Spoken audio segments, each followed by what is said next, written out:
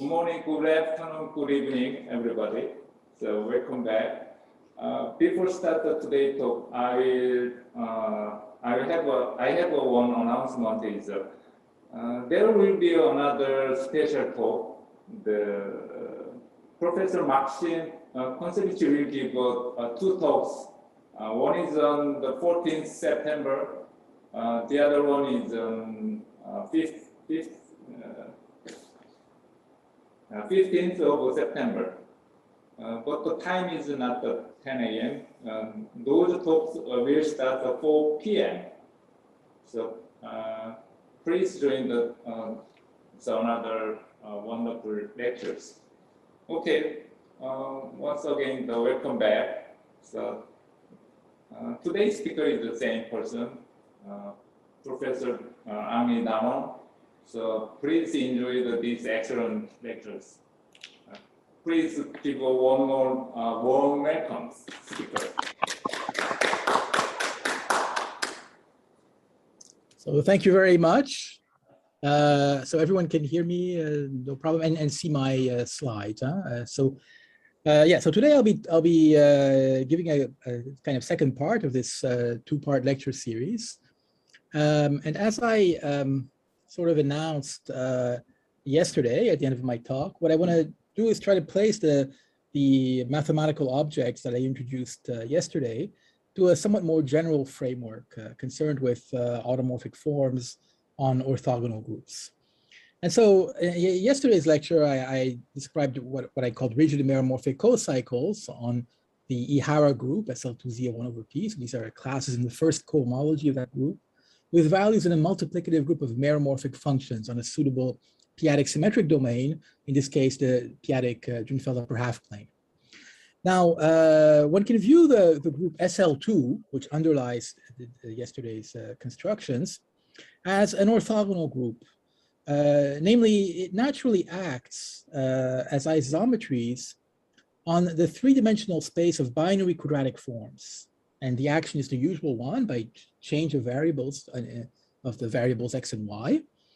And the quadratic form on this underlying vector space of binary quadratic forms that it preserves is the well-known discriminant function. So substitutions by matrices in SL2Z preserves the discriminant, which is a binary quadratic form of signature 2, 1. So when you over the reals, it's isometric to the quadratic form a squared plus b squared minus c squared. So this gives us a map. So this action of SL2, which factors through the projective group PSL2, gives us a realization of PSL2 as a subgroup of the underlying orthogonal group of this quadratic space of rank 3. So there's this natural map from PSL2 to the orthogonal group, which I'll call O21 of signature 2, 1. Now, the goal of this lecture is to try to generalize what I described yesterday in this setting where one considers larger orthogonal groups acting on a general quadratic spaces of arbitrary rank and arbitrary signature. Okay, and what I'm going to talk about today actually is the product of discussions and joint work, ongoing collaboration, in fact, with Leonard German and Mike Lipnowski. And so all I'm going to be talking about really is arose in joint work with them. So okay, I'm going to begin by setting up the basic notions. So if V is an n-dimensional non-degenerate quadratic space over Q, that simply means that V is endowed with a symmetric bilinear pairing with rational values.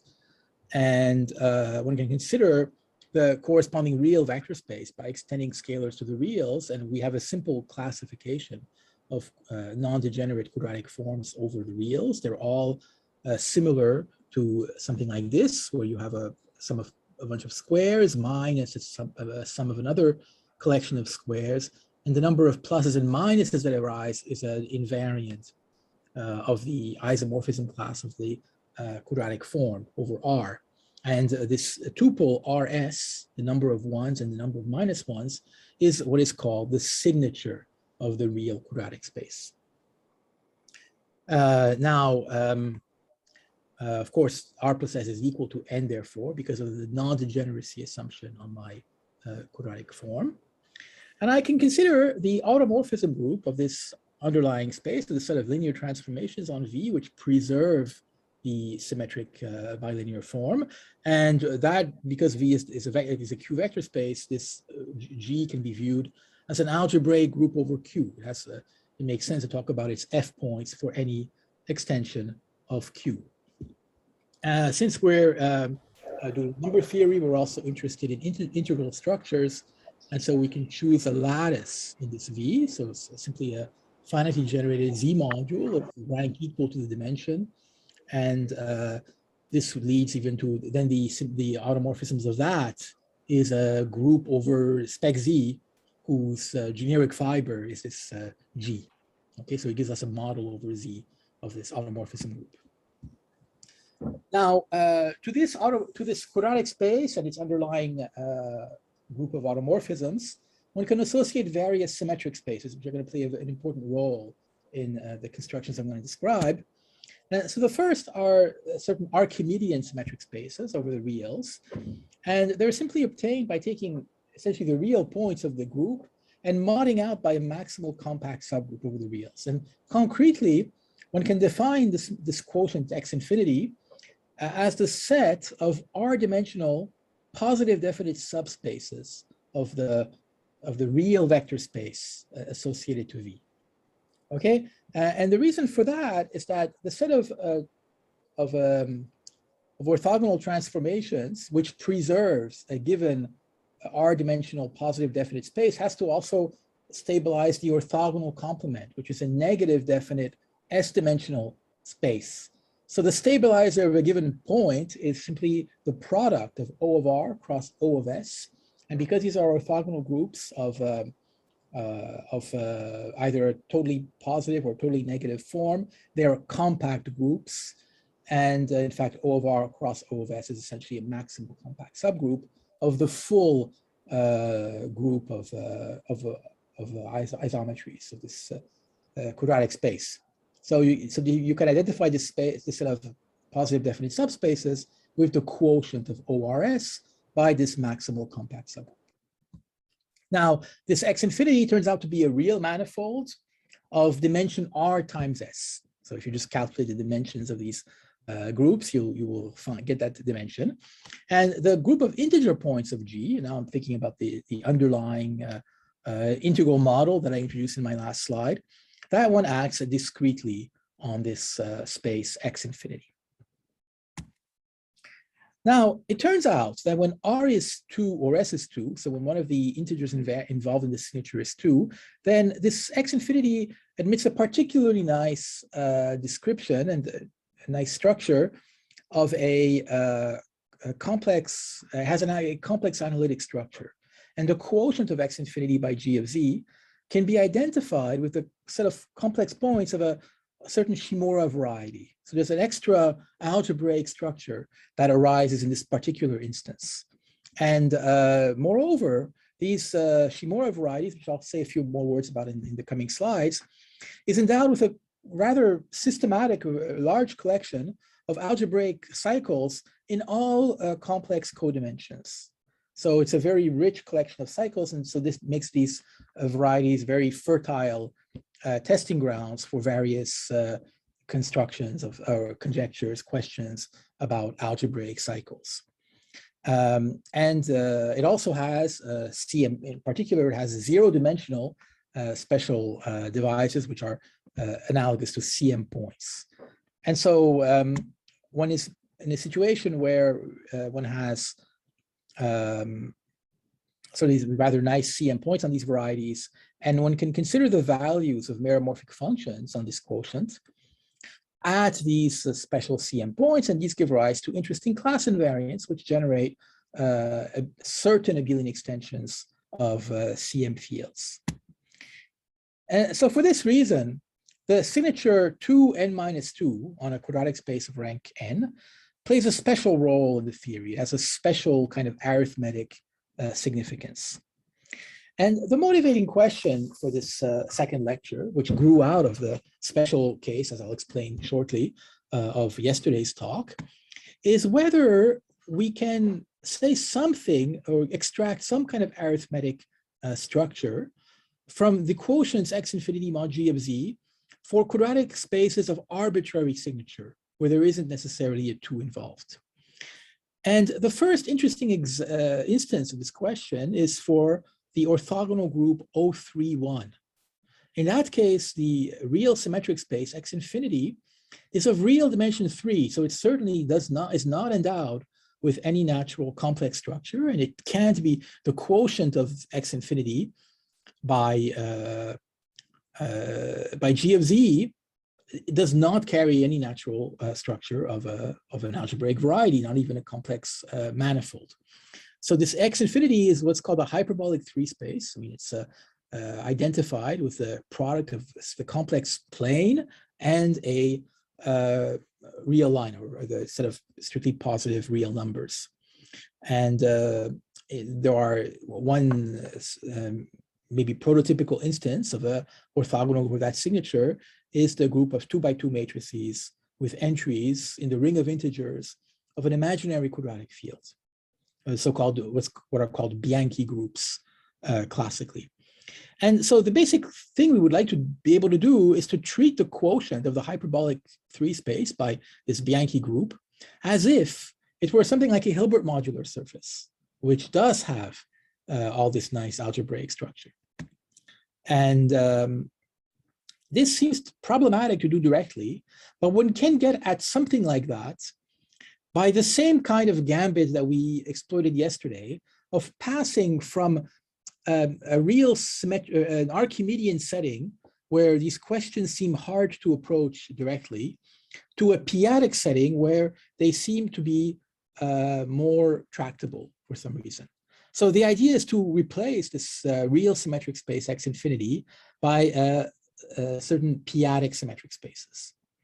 And to motivate the definition of these P-adic symmetric spaces, I'm going to begin by saying a few words about x infinity in the special case of signature 2n minus 2.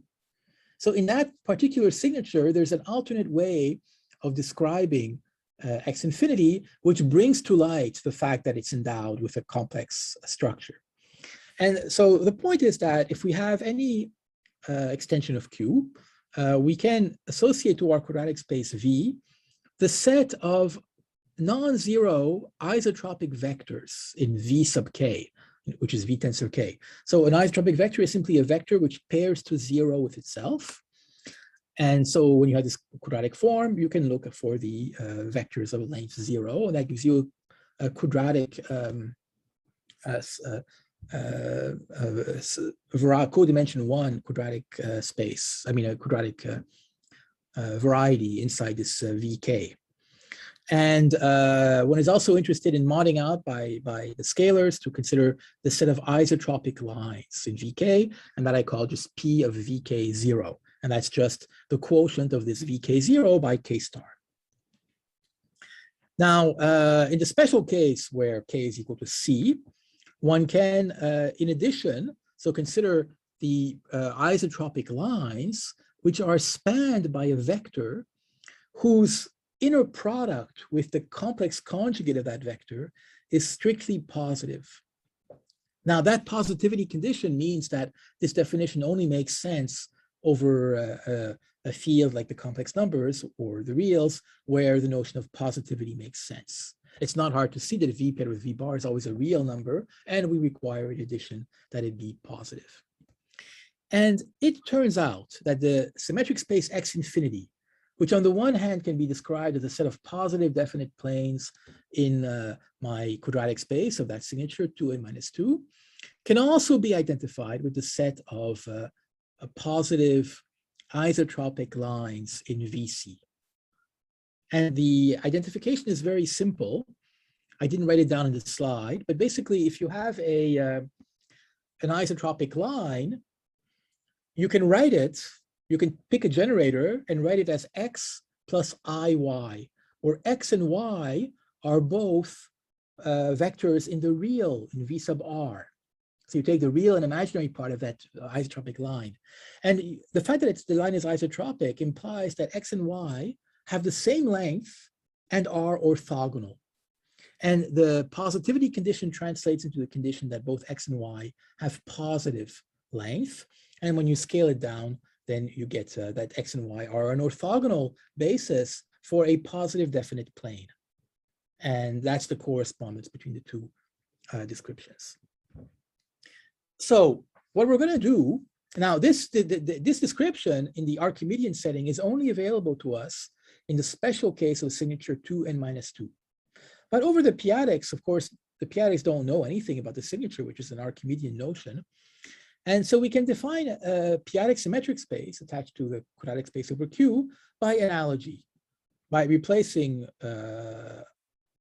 C by CP, the completion of an algebraic closure of QP, and taking the isotropic lines in this in VCP, and then, of course, the positivity condition, which I had before, doesn't make sense here, but we replace it by something which has a more algebraic flavor, and which is simply consists of removing from this collection of isotropic lines all the ones that are orthogonal to some isotropic line which is defined over QP. So you remove the orthogonal complements of all the QP isotropic lines, and that gives you a certain, so that's analogous in the special case of the Drinfeld P-adic upper half plane of removing P1 QP from P1 CP. So here's one removes all these orthogonal complements. And it turns out that that is the right notion. And in fact, I'll explain now a little bit that this XP is endowed with a natural rigid analytic structure. So it's a bit like the fact that X infinity, in the case of signature 2n-2, is endowed with a complex structure. Here, this symmetric domain is always endowed with a nice notion of rigid analytic functions. And although the description of XP is inspired from X infinity in that special case, the definition that I just gave for XP is appropriate for all signatures. Of course, the signature is completely irrelevant in the definition of XP. And that's because, as I said before, the P-adification of V knows nothing about the underlying real signature at infinity. And so what we really want to do with these definitions is to attempt to treat all signatures of quadratic spaces on a common footing.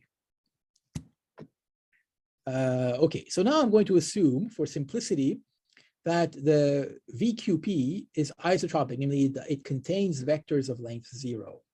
And that's something which is always satisfied as soon as the rank is greater than 4 for the quadratic space.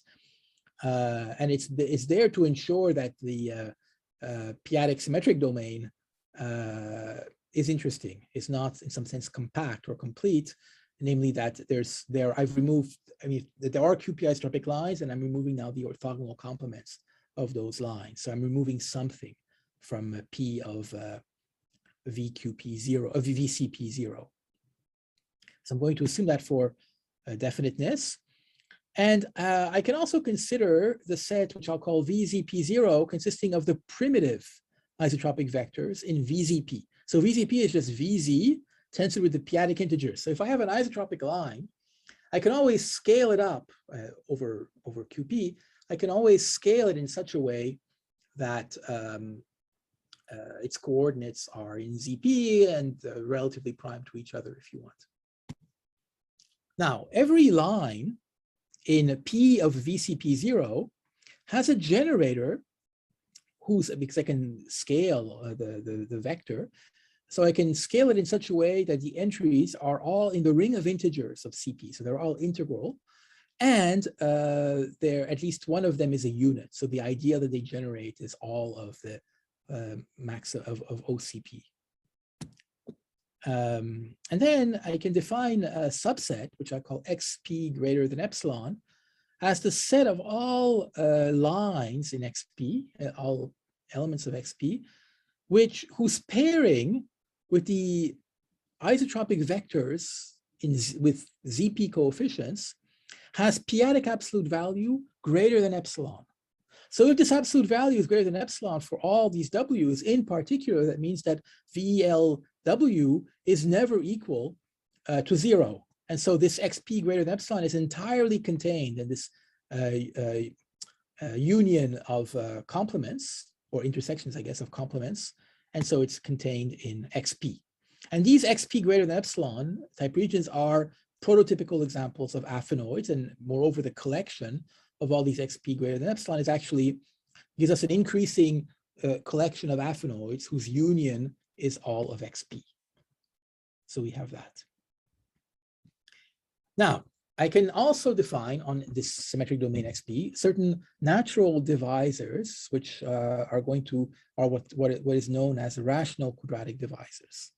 And a rational quadratic divisor on XP attached to a vector in V is simply the set of vectors, or the set of isotropic lines, if you want, which are orthogonal to V.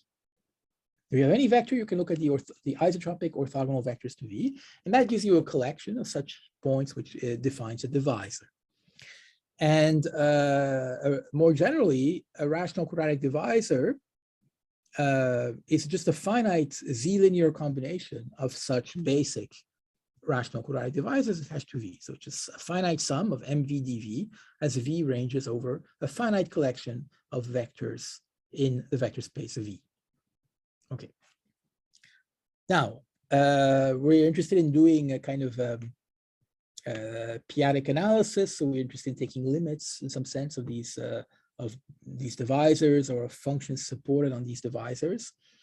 So we say that a discrete rational quadratic divisor is a generally infinite linear combination of such rational quadratic divisors, with the property that when you intersect this divisor with any of the basic aphenoids I defined in the previous slide, then what you get is a finite divisor, an actual divisor.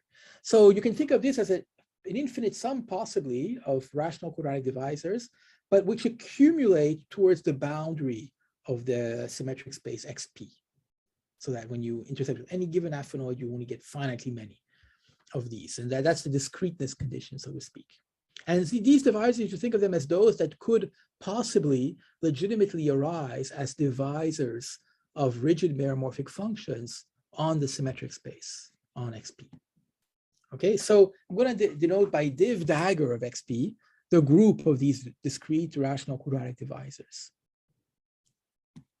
Okay, now what are rigid meromorphic functions on XP? Well, the definition is exactly the same, essentially, as in yesterday's lecture.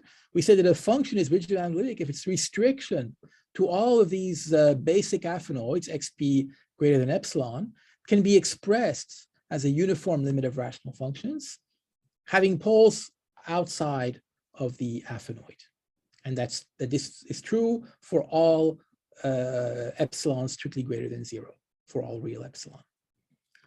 Okay, and then the function is simply said to be rigid meromorphic if it's a ratio of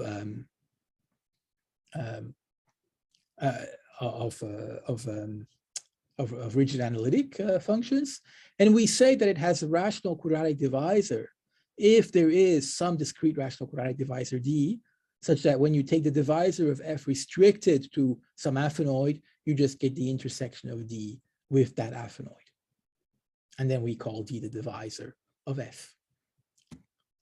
So as in yesterday's lecture, I'm going to work with some natural modules, this time over the orthogonal group of the underlying symmetric space. So I'll denote by A star the multiplicative group of rigid analytic functions on XP, and M star the group of meromorphic functions having rational quadratic divisors. So I don't work with arbitrary rigid meromorphic functions, only those with these particularly simple explicit kinds of divisors.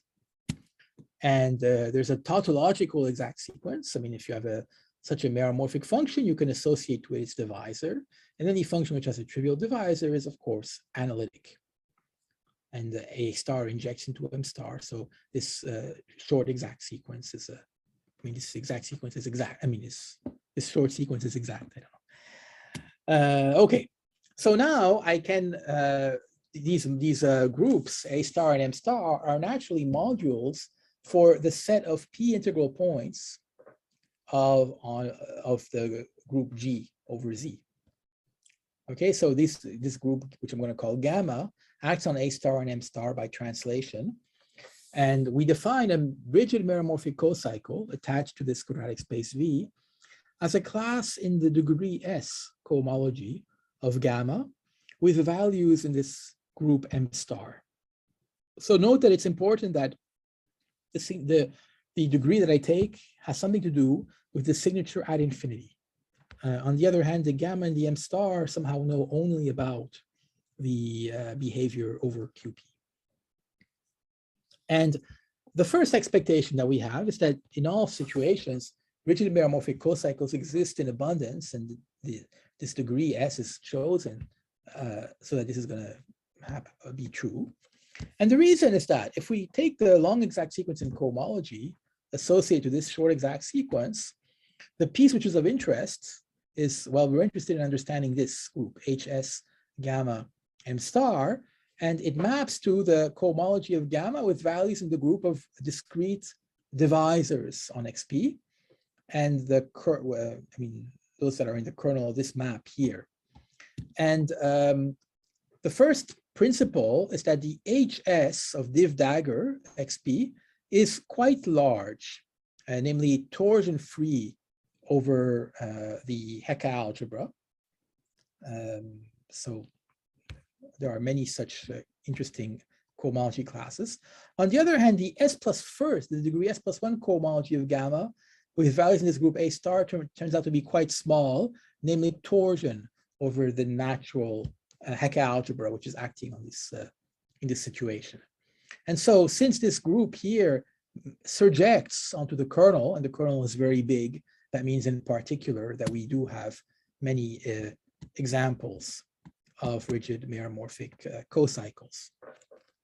Now, to understand them, we have to start by understanding the divisor valued cocycles. And so for every V in V whose length is strictly positive, we can associate a cycle, which I'll call Z infinity of V, which is a codimension S, real codimension S cycle on the real symmetric space. So that real symmetric space is going to play a role in the construction of the rigid meromorphic cocycles or divisor valued cocycle. So I take such a cycle Z infinity, and I can also define a P-adic divisor this time associated to the same vector V by simply taking the orthogonal complement of V in XP, the set of lines which are orthogonal to V.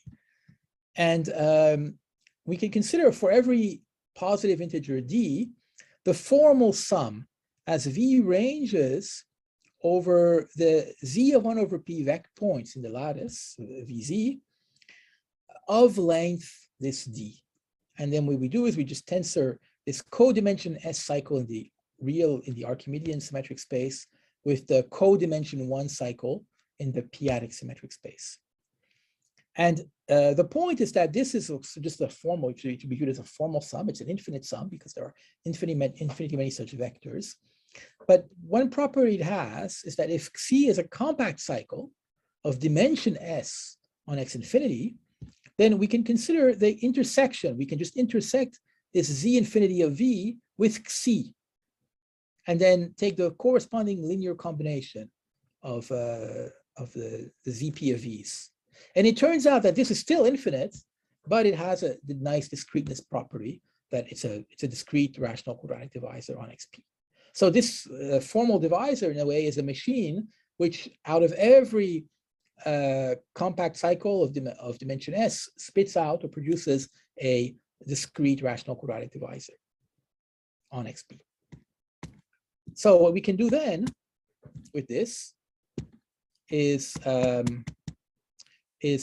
this D sub D gives rise to a class, which I'll call JD bar, in the S cohomology of gamma with values in div dagger XP, because a class in the F cohomology is by Poincare duality essentially is dual to these cycles of dimension S. Okay. Okay, so now I get to a kind of imprecise statement. which sort of tells us when we can actually construct rigid meromorphic cocycles with given prescribed divisors. And so the imprecise statement is that if sum of mdq to the d is the principal part of some weakly holomorphic modular form of weight 2 minus n over 2, and some level which depends on the discriminant of the lattice that I chose as the input for the construction, then the product of these JD bars to the power MD, so we take that corresponding linear combination of product, I guess, of these divisor valued cocycles, right? We have for every D, we have a divisor valued cocycle. And that particular combination lifts to a rigid meromorphic cocycle precisely when the corresponding sum of MDQ to the D, or these coefficients MD, arise as the Fourier coefficients of the principal part of some weakly holomorphic modular form. And that statement, that's very much, of course, the flavor of what you encounter in Borcher's theory of the singular theta lifts. And so the idea then is that of the proof of this statement, and I'm going to make it a bit more precise, is to show that the corresponding generating series, where you associate to this JD bar its obstruction, its limit in the its image in the HS plus 1 with values in A star. This one is a formal Q series with coefficients in this cohomology group, but it is actually a modular form of weight n over 2. So it's something which is ultimately obtained from certain kind of Kudla, what are called Kudla-Milson theta series. And that's what leads to the proof of this result. And so for this reason, we can really think of rigid meromorphic cocycles in this general context as being a kind of P-adic generalization of Borcher's lifts into the case where S is strictly greater than 0. The theory of Borcher's applies to this only to the case where S is equal to 2. Now, Borcher's lifts on orthogonal Shimura varieties of signature 2m minus 2 can be evaluated at CM points. And these Borcher's lifts are typically defined over Q. So their values at these CM points tend to give a nice class invariance. And for example, the singular moduli, J of tau, that I spoke about yesterday, the values of J at CM points, or the differences of singular moduli as well, are instances of these interesting class invariants. And we would like to extend these constructions to suitable special points on the quotient of xp by gamma. Okay, so for that, I need to tell you what are the special points in this case, in this setting. And the simple fact is that if T is a rational torus, so it's a torus maximal abelian subgroup of G sub Q, semi-simple, then its real rank, so the rank of the maximal R torus, which is split over the reals, is at most S, this S that appears in the signature. That shouldn't be too surprising because, of course, it has to do with the behavior of the group at infinity. And so we define then a point X to be special if its stabilizer in G sub Q is a torus of maximal real rank. So if it's a torus T whose real rank is equal to S. And we observe that then this stabilizer, this torus, because X is actually an isotropic line which is not orthogonal to any QP isotropic line, it can be shown that this torus T contains no QP split subtorus. And in particular, the integer points of T is isomorphic, is equal to the P integral points of T.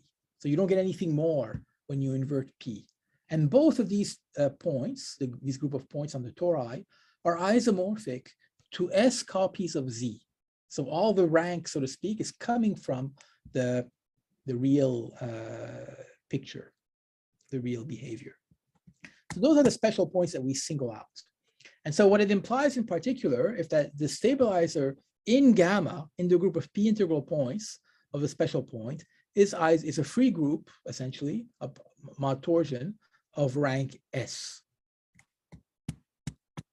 And so, okay, So the existence of such points with large stabilizers is sort of kind of reflects the fact that this group gamma does not act discretely on XP when S is strictly positive. Okay, so now we get to rigid meromorphic cocycle special values. So if J is any rigid meromorphic cocycle on one of these orthogonal spaces and X is a special point, then we can talk about evaluation. We can evaluate J at this point X. Namely, we have an evaluation map which goes from the multiplicative group of meromorphic functions to CP star union 0 infinity, which is simply just evaluation at X. Okay, because the functions are meromorphic, you also have to throw in the values 0 infinity. But now, if you you want to sort of consider an induced map on cohomology. Okay, so you take the evaluation at X, which maps M star to CP star. You'd like to get an induced map on the cohomology of gamma with values at M star. But of course, you have to be careful because evaluation at X does not respect the action of gamma. It's only equivariant with respect to the action of the stabilizer of X in gamma. So what you get is a map to the HS of gamma X. But this HS of gamma X, remember that gamma X is an absolute group, it's just S copies of Z, and therefore HS of gamma, oh my God, I don't know, is non-trivial. Precise. The target of this evaluation map is only interesting when the stabilizer is of maximal rank, namely S. And so that's what we define the value of J at X to be the image of Fx of J in this HS of gamma X under the natural class map, since the HS of Z to the S is essentially Z. Okay, so you just cup it with some kind of fundamental class. And then you get out of that a numerical invariant. Okay, so that quantity is called the value of J at the special point X. Okay. Now, the conjecture that we make about these values is that, so if J is any Borcherd's lift and X is a special point, then the value of J at X is some algebraic number, which generates a class field of a suitable kind of reflex field associated to the CM point, to the special point X. And this conjecture is still very tentative. I think it needs a lot more kind of to be shored up with a lot of more numerical experimentation, which has a lot of challenges, of course, associated to it. It's only been really seriously studied in low dimensional cases. And what I want to do now is to make a review of the cases that we've been able to study. So much of this still remains to be fleshed out. And I'll just now describe a few simple settings. So the first case, which is quite well understood, is the case of quadratic spaces of signature 3, 0. So totally definite spaces of that signature. And so a prototypical instance of such a quadratic space is the set of trace 0 elements in a definite quaternion algebra, B over Q. And we can look at such a set and endow it with the norm form, this norms, which is positive definite. And we have a spin group of V, the sort of which maps to the orthogonal group, which is simply the set of elements in B star of norm 1. Okay, so that these elements act on V by conjugation. You know, you act on the trace 0 elements by conjugation by B. And the set of points over Z is simply R1 star, where R is some order in this quaternion algebra. And then the P arithmetic group of interest for us is going to be the set of Z of 1 over P points in this group R. And so now if B tensor M2QP, then the P-adic symmetric space XP is identified with the Drinfeld upper half plane via this identification. So you send a point tau on the upper half plane to this 2x2 matrix of rank 0, therefore isotropic in the matrices. Okay. Now, the quotient of the P-adic upper half plane by this group gamma turns out to be identified with the CP points of a Shimura curve, which has a model over the rationals. So that's the consequence of the theory of P-adic uniformization of Shimura curves of Cherednik-Drinfeld. And the special points, which are fixed by maximal tori, of in this case of real rank 0, because S is equal to 0, correspond to CM points on the Shimura curve. And so that's a situation which is very well understood and which defaults to kind of a standard consequence of the theory of complex multiplication. So the rigid meromorphic cocycles are simply functions, meromorphic functions on the HP, which are gamma invariant, which lie in the H0. And these are just nothing but meromorphic functions on the quotient on this Shimura curve. And they have CM divisor because of the condition that they have rational quadratic divisor. And so the conjecture in that particular case is just a direct consequence of CM theory, and combined with this Cherednik-Drinfeld theory of P-adic uniformization of Shimura curves. Okay, so now we get to the maybe a more interesting case, which is really the case I discussed in detail yesterday, which is the case of quadratic spaces of signature 2-1. And here, a prototypical example is obtained by letting V be the space of trace 0 matrices in M2 of Q, and letting the quadratic form be simply the determinant or minus the determinant to get something of signature 2-1.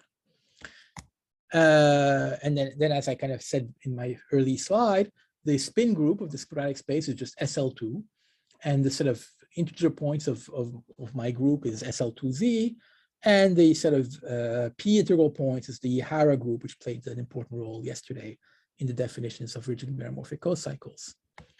And the groups, G of Z and gamma, they do not act discretely on the P-adic symmetric domain.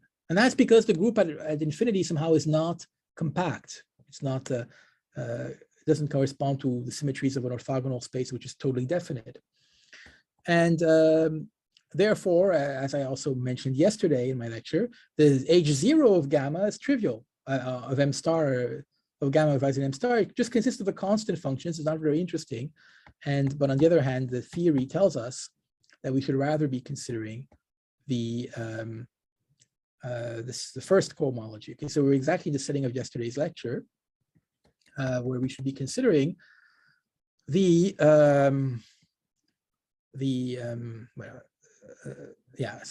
which leads then to this notion of real quadratic singular moduli. The special points then are defined over a real quadratic fields in which the prime P is inert or ramified. Okay, now for signature 4-0, it turns out, maybe I'll go a little bit quickly over this. It turns out that here again, the situation is very well understood thanks to the theory of P-adic uniformization of quaternionic Shimura surfaces. Okay, so if B is a definite quaternion algebra over a real quadratic field F, then that gives us a prototypical example of an orthogonal group of totally definite of signature 4-0. It acts by kind of twisted conjugation on a certain space of that signature. We can equip it with the norm form. If I let V, maybe I'll gloss over a little bit all the definitions, but I mean, there's a nice model for these spaces of signature 4-0, which involves taking elements in quaternion algebras which have a certain which satisfy a certain condition. I mean, and then B star acts on V by a kind of twisted conjugation. Okay, so then here we have a group which is compact at over R, and therefore the integer points are a discrete subgroup of a compact group, therefore finite, and the group gamma, which is R1 over P star, acts discretely on the P-adic symmetric space. And in that case, we can identify this P-adic symmetric space, in fact, with 2 copies of the Drinfeld upper half plane. And so, and here's the identification. So if you have 2 points, tau 1, tau 2, in the upper half plane, you can construct this matrix of rank 0, which gives rise to an isotropic vector in VCP, and which is not orthogonal to any QP isotropic vector. That's not hard to see. Okay. So now the quotient of HP cross HP by gamma can be again identified with the CP points of the Shimura surface. And at this time, it's a variety of dimension 2 which is this kind of quaternionic Shimura surface. And the special points correspond to CM points on that surface. And the rigid meromorphic cocycles, as in the case of signature 3,0, in fact, give rise to meromorphic functions on this Shimura surface with a rational quadratic divisor, and the values, then the conjecture that we made with German and Lipnowski in this particular case is just a direct consequence of the description of the CM points on these twisted Shimura or Hilbert modular surfaces. Okay, good. Now I get to the really interesting case, the case of signature 3,1, which is the first case that has a real mystery and hadn't been much explored before. In that case, we can let K be a quadratic imaginary field. So I'll denote by sigma the standard involution on K, the Galois automorphism. And now to construct an example of a quadratic space of signature 3,1, I can let V be the set of matrices, V be the set of matrices, 2x2 matrices of entries in K, which satisfy the condition that X star is equal to X sigma. And X star here is just the adjugate of X, namely X inverse times the determinant of X. And this vector space V is endowed with the norm form, which is just the determinant, or minus the determinant in this case. And it's not hard to check that this V is a signature 3,1 with these definitions. And moreover, the group of 2x2 matrices with entries in K, so the Bianchi group, acts on V by a kind of twisted conjugation, where I multiply one of these matrices on the left by gamma, and on the right by the inverse of gamma, to which I've applied this Galois automorphism sigma. And one can see that this action preserves this condition that I have here, and it gives us a well-defined action. And this allows us to view the orthogonal group of this lattice, where it's Z, its integer points, as essentially the Bianchi group, SL2OK. And the kind of P arithmetic group that's going to arise naturally in this construction is simply SL2 of OK, where you've inverted P.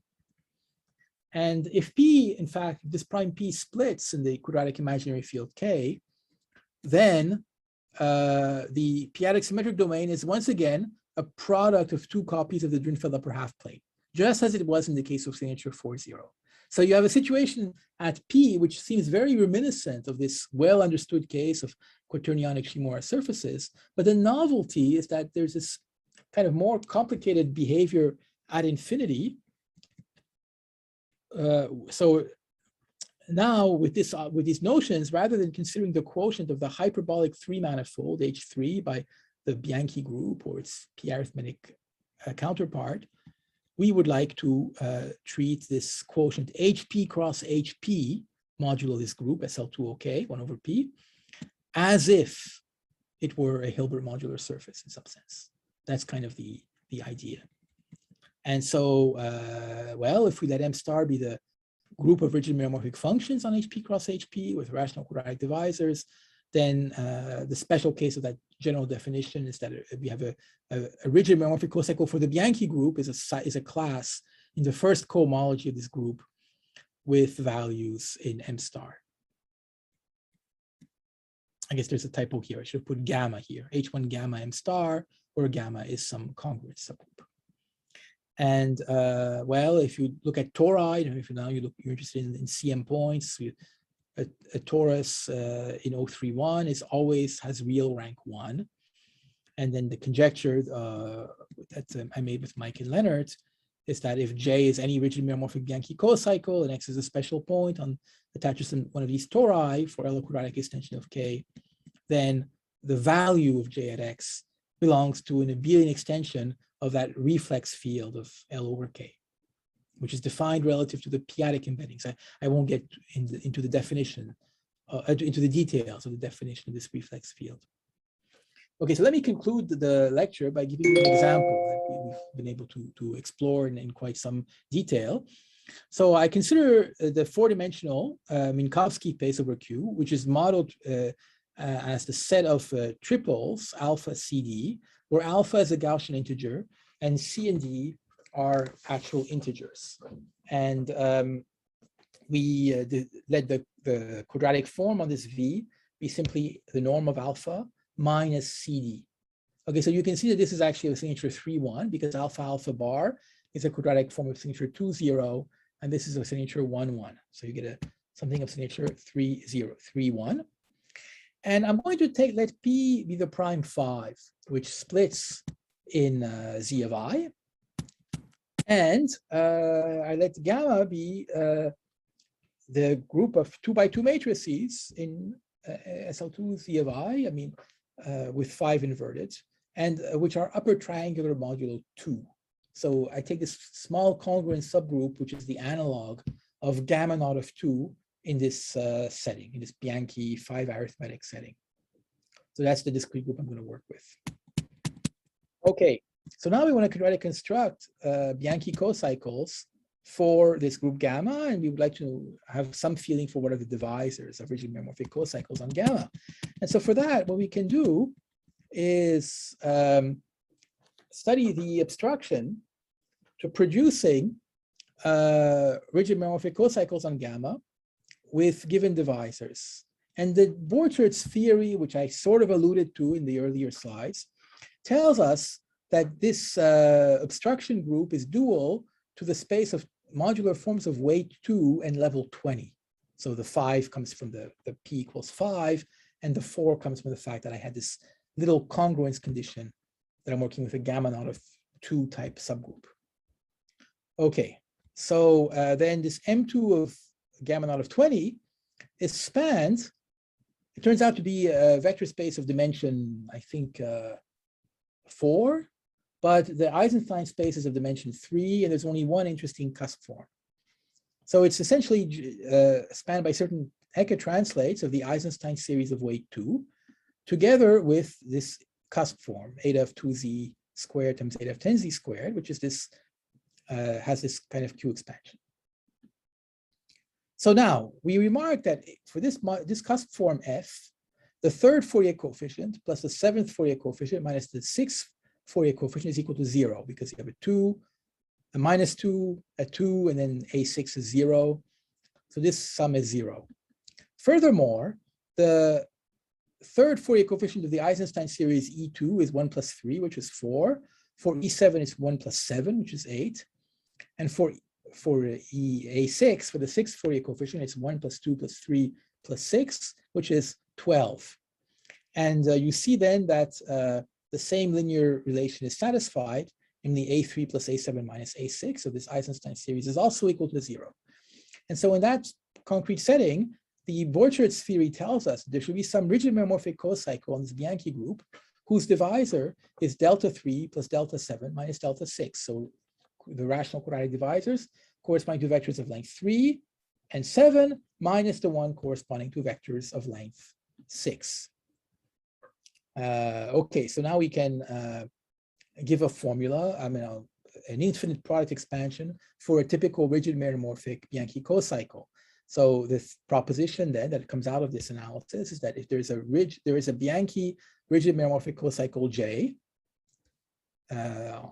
which is in the H1 of this gamma type group with values in M star, for which if I take the value of J at the standard matrix of order 2, I get this kind of infinite product.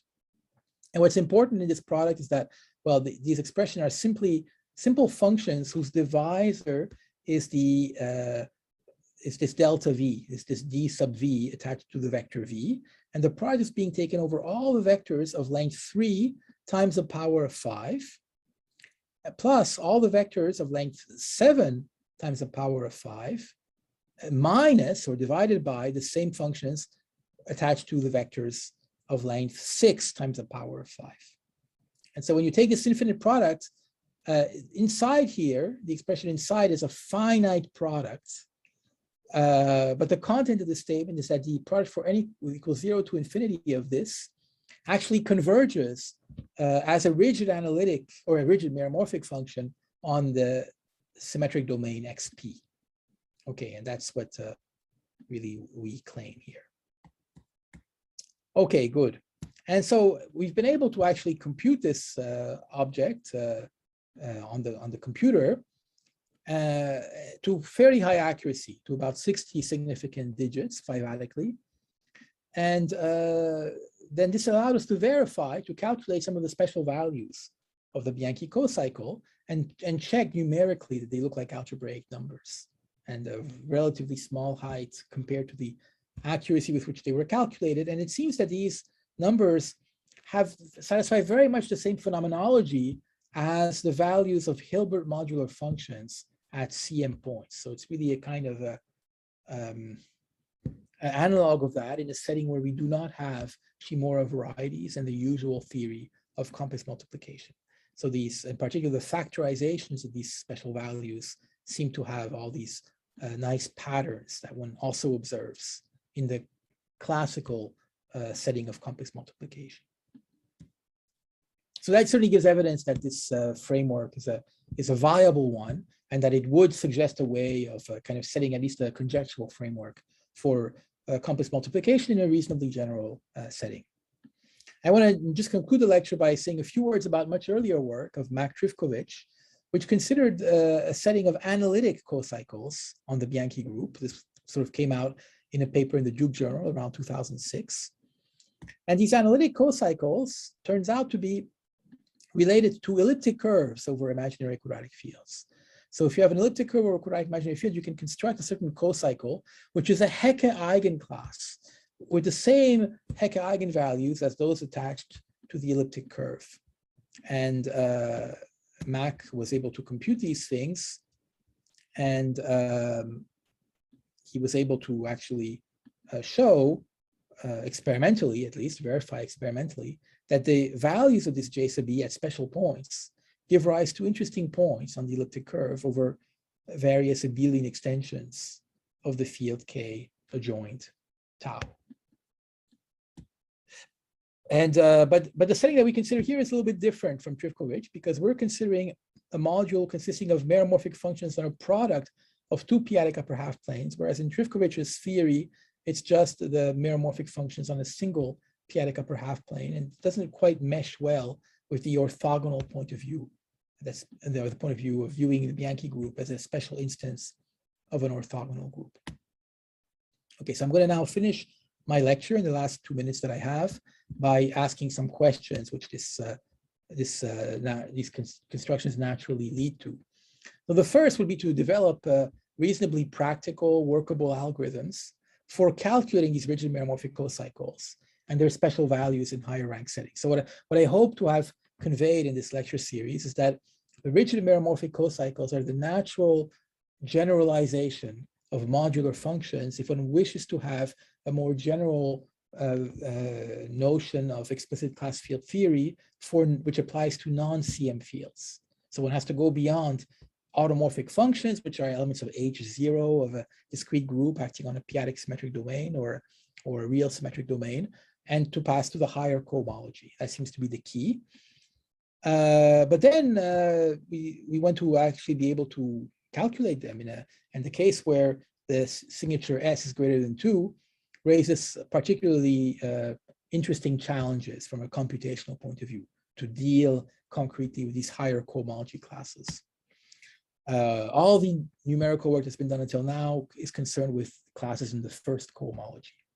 Second question you could ask is whether it's possible to realize the special values of these cocycles as Fourier coefficients of some kind of P-adic modular forms. And there was some earlier work I did with Alice Pozzi and Jan Vonk in the setting of O21, which led to good theoretical evidence on the algebraicity of the values in the special case that I considered in my first lecture.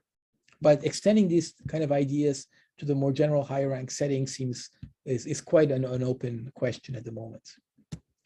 And so yeah, to like to prove the algebraicity properties as we were able to do in the O21 setting would be very interesting. And also one interesting structural question that we have, which we have no idea how to answer, is whether in the case where S is greater or equal to 1, whether all the rigid meromorphic cocycles have rational quadratic divisors. This is the case in the special case of O21. And that follows from these kind of ideas as in the work of Choye and Zagier. But for higher rank, it's very much an open question. And so finally, the last question that they would raise is whether something analogous to the classification of Youngju Choi and Danzagier of rational period functions would have a counterpart in the setting of higher rank orthogonal groups. And if that was the case, that might be applicable to the theory of rigid meromorphic cocycles as well. Okay, so I'm going to now conclude, finally, by just saying that the study of these objects is still very much in the early stages. There are many, many questions we have, as I mentioned before, and there's very little evidence, either experimental or theoretical, for the conjectures in the higher rank situations. And we don't really know, in particular, how to understand these algebraicity results in the framework of a genuinely algebro-geometric theory. That's maybe the main challenge of these constructions. And so just in conclusion, I see that the rigid meromorphic cycles, they do seem to offer a fruitful general approach to explicit class field theory beyond the setting of CM fields, but nonetheless, a lot still remains to be understood, both theoretically and experimentally. Okay, so I'll finish here. I hope I didn't run over time, and thanking you for all your attention.